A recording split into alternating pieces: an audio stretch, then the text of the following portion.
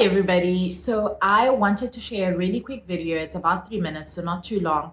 But I was recently asked by a friend who was doing the Lord's work at one of our Psycha events back in South Africa, and she called me up and she said, "Hey, like, could you share a video, a very short video of what are some of the things that helped you financially and how you thought about finances when you were younger that you feel like were just golden nuggets?" Golden nuggets, you're like, I'm so glad I did that. I'm so glad I knew this. Or she was like, what are the things you wish you would have known in order to be able to stretch your money and really understand finances much better at a younger age? And so I shared this very short video with her. It is 5 things that I feel like changed the game for me. Very simple things though, but also 5 things that I felt like would be really helpful. And the feedback I got from her, she was like, listen, spot on. Okay, so I thought, why not share it with you guys?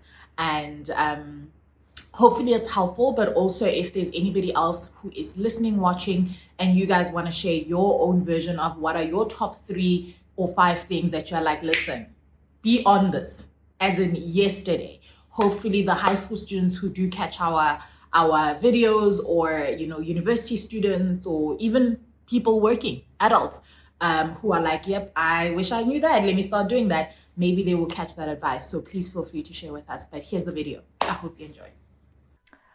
Hi everyone, my name is Mpho Libete, and here are my 5 tips on how to be financially savvy from a young age.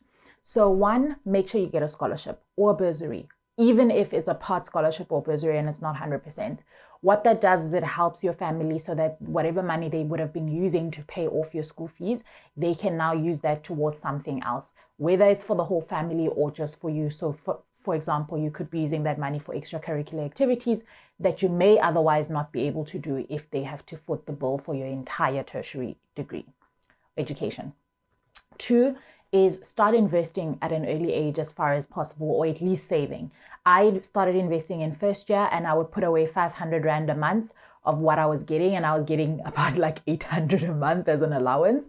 I would put 500 of that away each month, and then only spend 300 towards the rest of like what I needed for the month, which I know doesn't sound like a lot of money. But what investing did for me is that it taught me how to be disciplined, and now I can travel the world because I have financial freedom and stability to be able to do that because I've been investing for such a long time. 3 is have side hustles. I used to sell muffins, I used to sell sweets, I used to tutor, I used to do so many different things for different people. And whatever like I could get my hands on that would allow me to make a little bit of extra pocket money, I would do it. So if you're skilled in anything, you're talented in anything, you're really good at something, like try and monetize that in some way, shape, or form. 4 is definitely make sure that you have side gigs. So I worked at the tuck shop in my second year of university. And then in my third year of university, I worked at another tuck shop at a different res that I was staying in. All of those were paying jobs. My friends used to be like receptionists and they were getting paid for that. I had friends who were tutors in varsity, they were getting paid for that. There's so many different things. And then I had an actual part-time job on the side where I did activations and promotions for different brands and companies. So those people that you see in Pick n Pay being like, hey, can you taste this new burger? That was me. And they pay you every hour. They pay you per hour. So that is always really good. And I enjoyed that. And certain brands, as you go along, you'll figure out which ones make the most money per hour. Lastly, this is my favorite one, is bartering. So do not pay for something unless you really have to. So for example, I never used to buy clothes with my money. I would always let my family buy me my clothes when I go home for the holidays.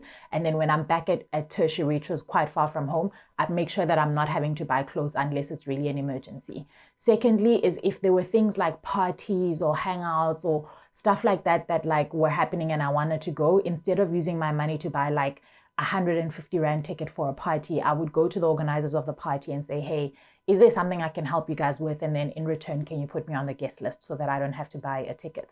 And most of the time, people would always be like, dude, sure. Like, can you help us promote the party? Can you hand out flyers? Can you help us with marketing? Whatever the case may be. So I used to do all of that. And then I would attend all the parties and not have to, worry about the ticket. And I just get guest list. So these are my 5 tips. I hope they were helpful.